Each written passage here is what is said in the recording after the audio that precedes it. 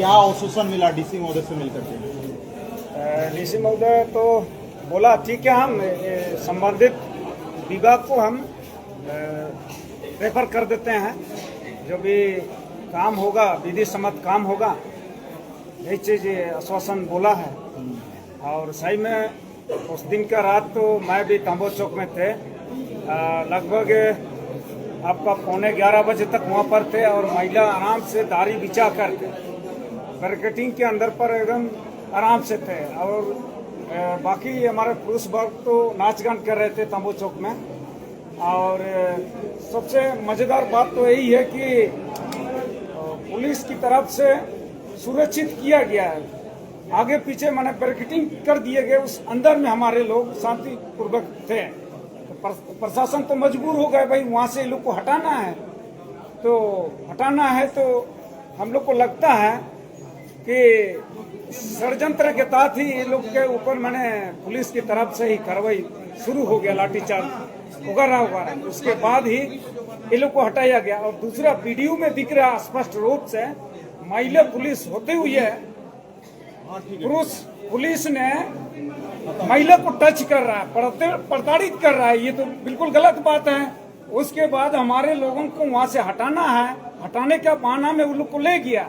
और दूसरा दिन सुबह जब हम फोन करते हैं मुफस्सिल थाना को, तो बोलता है कि अभी हम लोग रात भर थके हुए हैं, 2 बजे आप लोग आइए बोला। तो उसके बाद फिर फोन किए तो बोला नहीं, वो लोग को तो हम जेल भेज दिए। तो भाई कहे हम लोग वेट करेंगे, नहीं वेट करना है।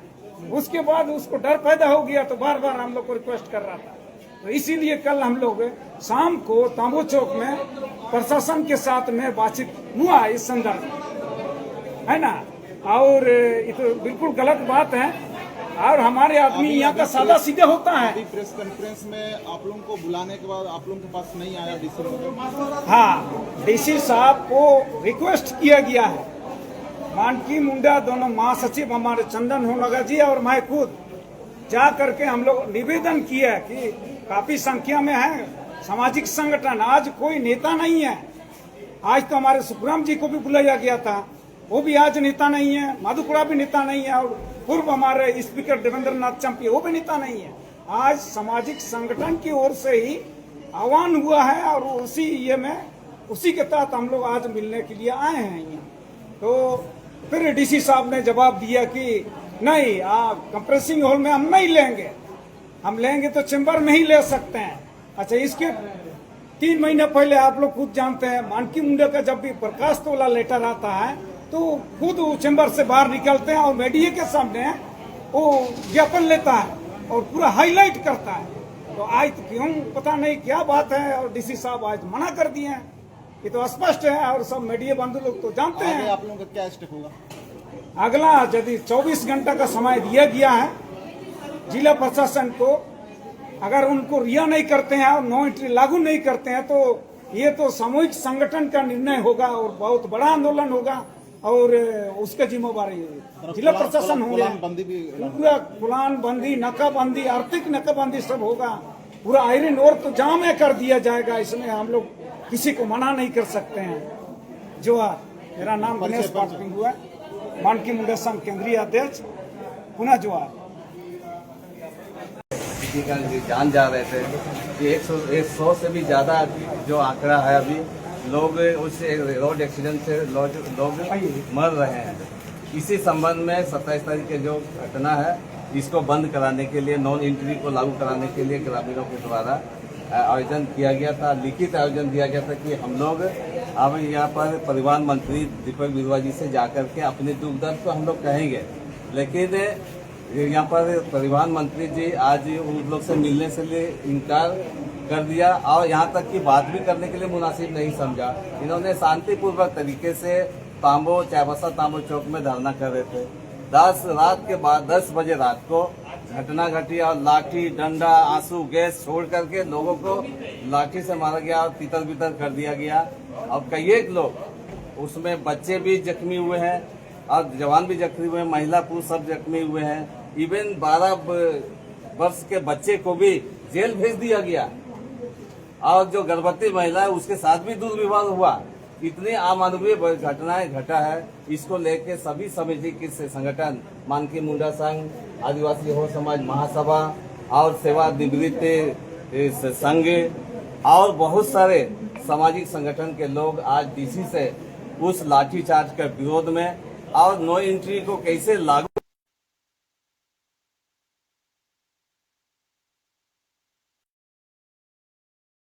हम लोगों ने समय लिया गया था। डीसी साहब मानकी मुंडा संघ के अध्यक्ष गणेश पाटिल की तरफ से समय लिया गया था।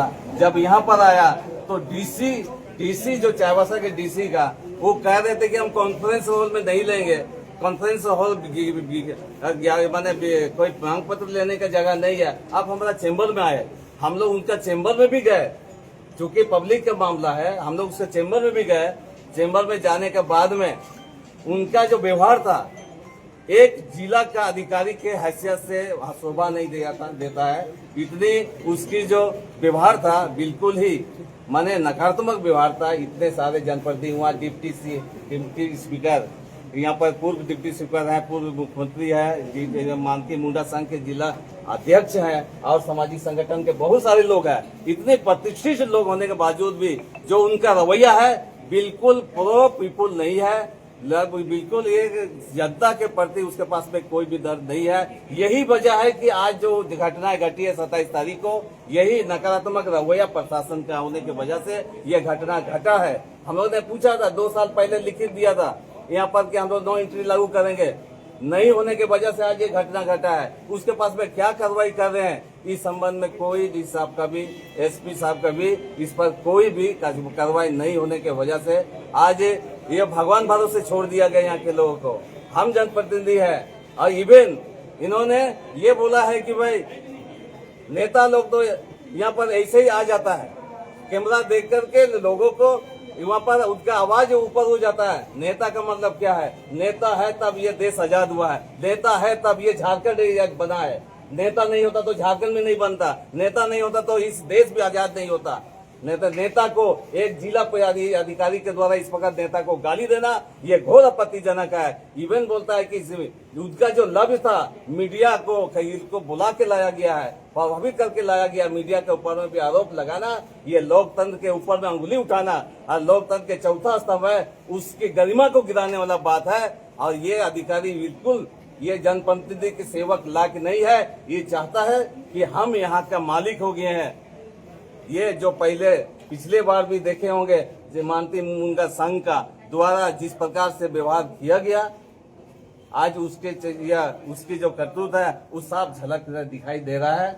अगर यह जिले अधिकारी है तो कोई मालिक नहीं हो गया है, वो जनता का सेवक है और जनता का सेवक की तरह रहना चाहिए। और यहाँ का विधि व्यवस्था जनता का सुरक्षा के लिए होना चाहिए। जनता की सुरक्षा के लिए जिला प्रशासन कुछ काम नहीं कर रहा है, उल्टे जनता को परेशान कर रहा है, जेल में ठूस रहा है, लाठी डंडा मार रहा है। इसका घोर विरोध हम लोग करते हैं। इसकी समाधान करने के लिए हमने कहा है हमारे जो आदिवासी हो समाज महासभा का लेटर पैड में सभी सामाजिक संगठन और सभी प्रबुद्ध नागरिक हम लोगों ने मांग दिया है। अगर नो एंट्री बंद नहीं होता है, अगर आंदोलनकारी जो आज अरेस्ट हुआ है, जो लोग को भी अरेस्ट किया गया है, उसको अगर नहीं छोड़ता है तो आंदोलन बड़ी भयंकर होगा और इसका जिम्मेदारी जिला प्रशासन का होगा। ये दीदी दोनों हैं, लाइव थे, वो लोग वहाँ पर मौजूद थे। क्या बताएंगे अभी डीसी को?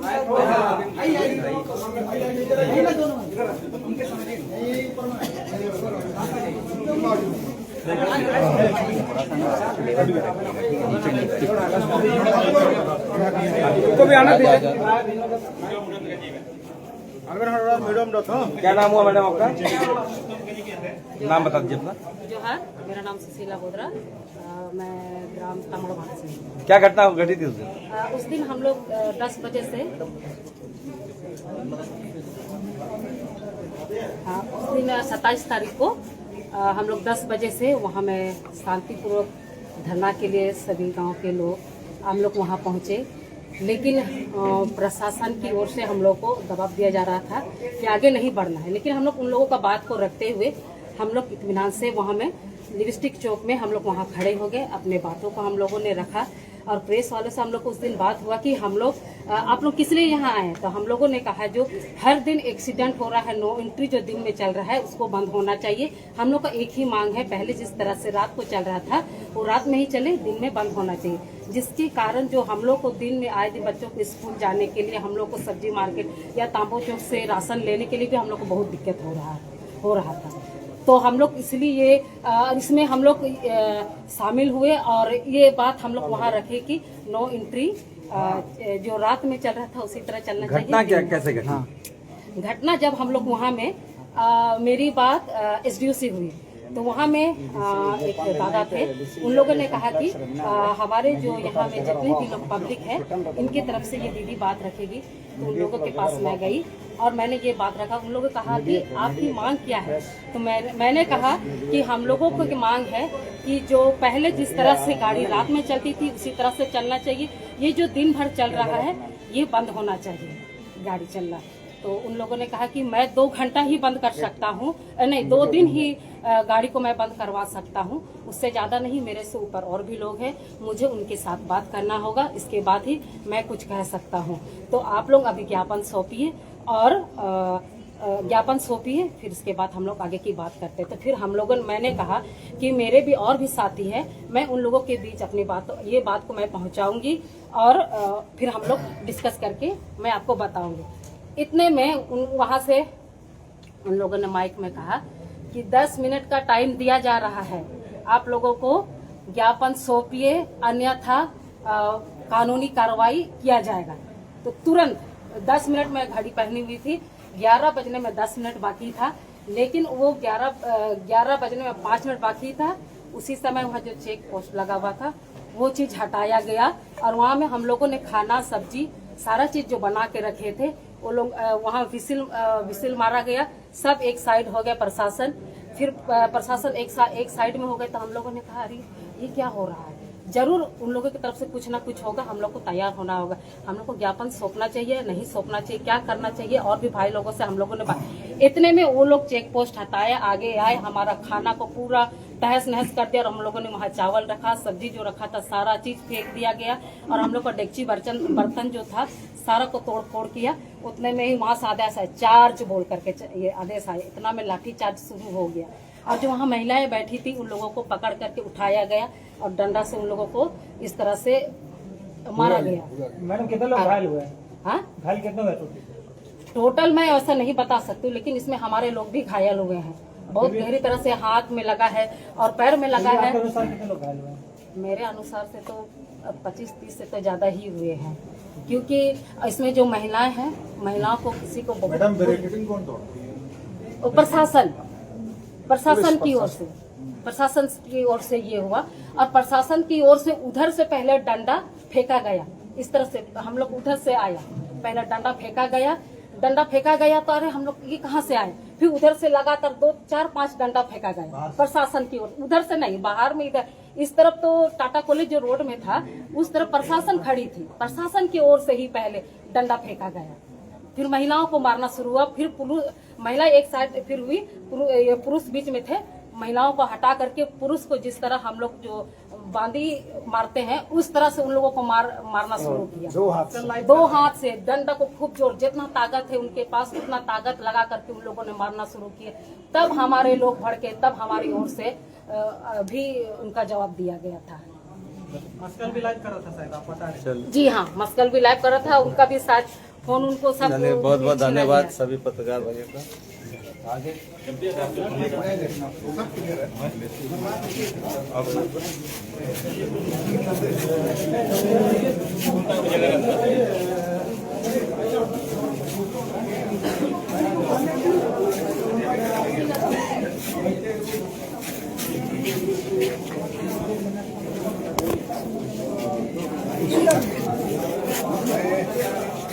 सबसे पहले तो जितना यूट्यूबर और जितना जो चैनल के माननीय चौथा स्तंभ जो ये आज उपस्थित है, अपने चैनल के माध्यम से समाज के जनहित का जो मुद्दा है उन तक पहुंचाने के लिए एकत्रित हैं। मैं मानकी मुंडा संघ की ओर से कोल्हान के सभी तमाम आम नागरिकों की ओर से आपको हार्दिक जोहार और अपनी बात को मैं शुरू कर दूं। मैं बहुत आगे नहीं जाना चाहूंगा। जब से रुंटा माइंस आपका कुजू जगह बनी है, अब धीरे धीरे जो गाड़ियों का काफिला बढ़ते चला गया, एक्सीडेंट का सिलसिला भी बढ़ते चला गया। 2 दिन का आंकड़ा के हिसाब से आप लोगों के द्वारा या तो आम जनों के द्वारा कम से कम 150 एक्सीडेंट दिखाया गया, और आगे कितना होगा उसका तो अनुमान लगाया नहीं जा सकता है। 150 नहीं 180 है। हाँ, चक्कर मैंने कहने का मतलब जो आंकड़ा जो आया है 180 जो आंकड़ा आया है, ये एक साल के अंदर, मतलब ये 2025 में ही उतना आ गया। हाँ, तो मैं बहुत आगे नहीं जा करके 27 अक्टूबर 2025 का ही बात रखता हूँ।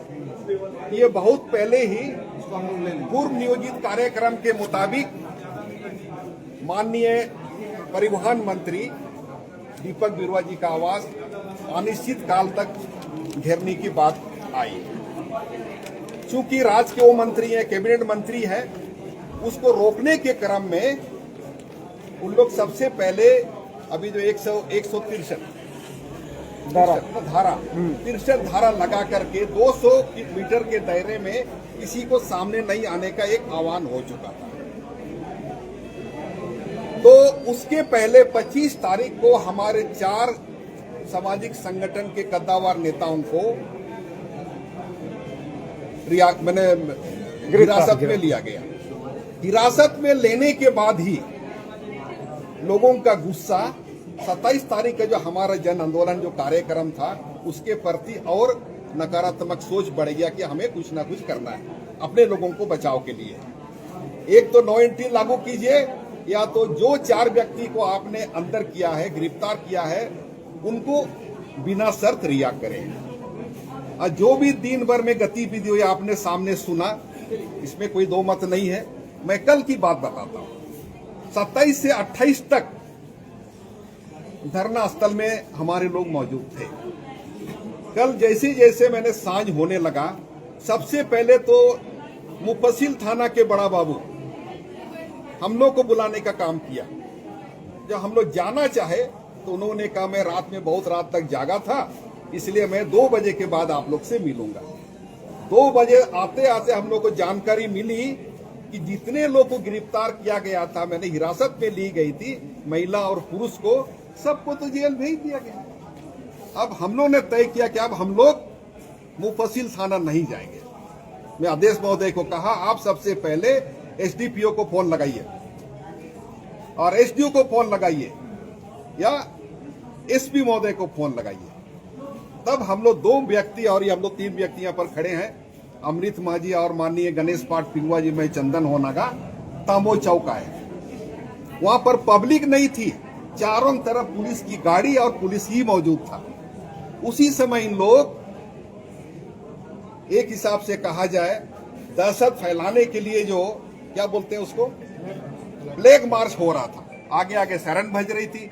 हम लोग बोला भाई कोई मंत्री आ रहे क्या, तो बाद में चला फ्लैग मार्च। तो मैंने कहा क्या साहब फ्लैग मार्च दिखा करके पब्लिक को डराना चाहते हैं आप, ऐसे नहीं चलेगा। आखिर कब तक इस चौक को इस तरह जाम करके रखिएगा, कब तक विधि व्यवस्था को कायम रखिएगा, है ना। हम लोग की मांग तो सिर्फ इतना ही है कि भाई नो एंट्री लागू कीजिए, बात खत्म हो जाएगा। तो मैंने गुस्सा में कहा दीपक बिरुआ को हम लोग ने विधायक बनाया, हमारी वजह से वो मंत्री बने, ये हर चीज के लिए उसके पास जाना होगा क्या, आपका क्या काम है। तब फिर मैं बोला कि हेमंत सोरेन हमारी वजह से मुख्यमंत्री बने हैं, तो क्या उन्हीं से बात करना होगा क्या, मैंने यही कहा। फिर हम लोग ने इसके बाद उन लोग आनंद फानंद में चला गया। चले जाने के क्रम में हमारे आदेश महोदय ने बहुत कुछ उन लोग से सुनाया। तो उसी समय ये आज की रणनीति तय हुई। मैंने कहा लेकिन हम लोगों को आज की बंदी का जानकारी नहीं था, क्लियर कट है कि नहीं। चल इस बंदी का तो हम लोग नैतिक समर्थन देते ही है, जरूरी भी था। हम लोग ने ये तय किया कि कल हम लोग पुनः 10 बजे तांबो चौक में मिलेंगे।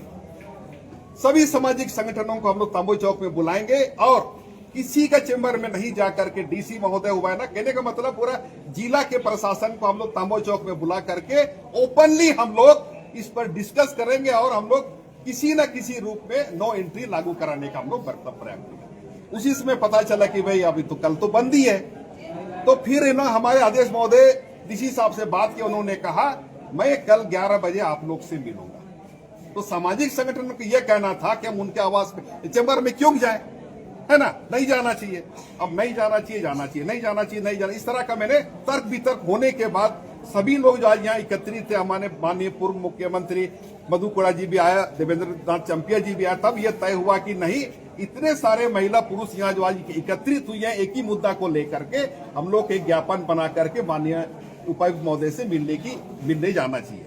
उपायुक्त महोदय का रवैया आप लोगों ने खुद देखा। हम लोग उनको कॉन्फ्रेंस में हॉल बुला करके एक शालीनता पूर्वक बातचीत करके उनको ज्ञापन देने का सोचे, लेकिन उधर से आदेश आया कि नहीं, कुछ लोग मेरे पास आए और ज्ञापन दे।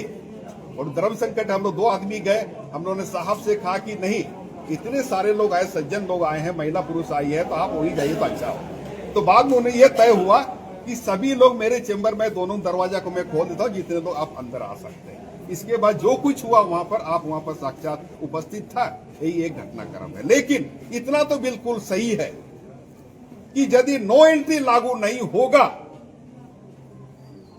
तो ये रोड तो जाम होगा ही, सब जगह जाम, पूरा कोल्हान में जाम होगा, उसकी जिम्मेवारी जिला प्रशासन ही है।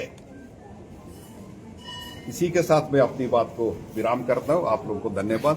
हमारे आदेश महोदय कोणता आता बुजू नाही त्या आदिवासी समाज महासभा बोलते कितना सब इनको बुजू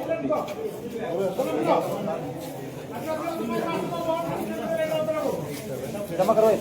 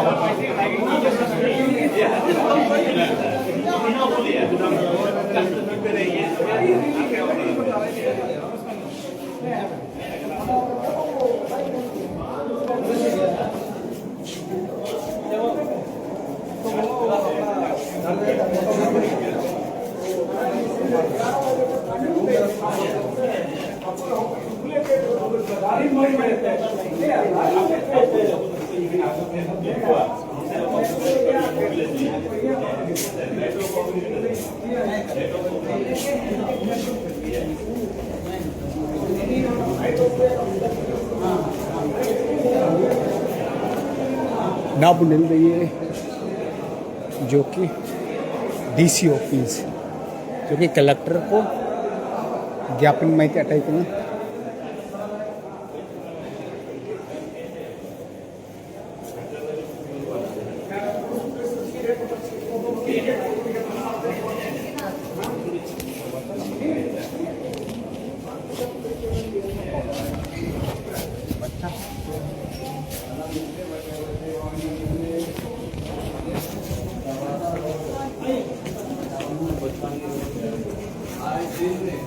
घटना हो रहा था, लोग वहाँ पर घायल हो रहे थे।